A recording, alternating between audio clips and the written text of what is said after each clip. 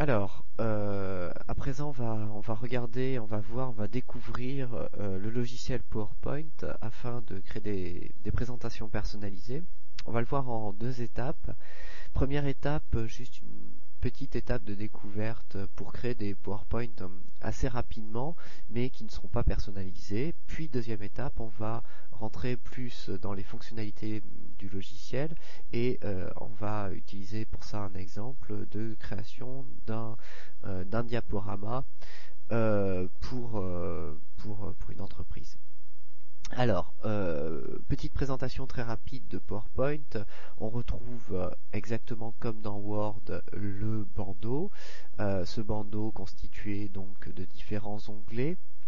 On retrouve des onglets d'ailleurs que l'on retrouve dans Word comme l'onglet Accueil, Insertion. On va avoir par contre de nouveaux onglets spécifiques à PowerPoint. Deuxième partie, c'est ma zone de travail qui se trouve ici. Petite différence avec Word, je n'ai pas la possibilité de entrer du texte directement. Il va falloir que je crée des objets. Ces objets, par défaut, il y en a deux que l'on va utiliser tout à l'heure. Et c'est grâce à ces objets que je vais pouvoir entrer du texte. Exactement comme dans la partie document long, on utilisait une forme pour pouvoir créer un encadré.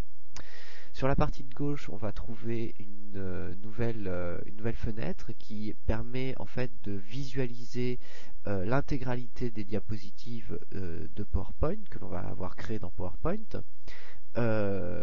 Cette trieuse de diapositives en fait va être extrêmement importante plus tard lorsqu'on va vouloir naviguer dans les différentes diapositives et donc rajouter des éléments spécifiques sur des diapositives.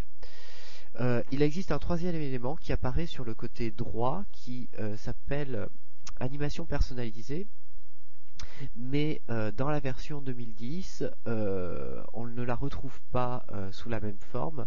Ils ont préféré rajouter un onglet qui s'appelle animation, qui se trouve donc dans 2007 sur le côté droit, qui peut apparaître sur le côté droit.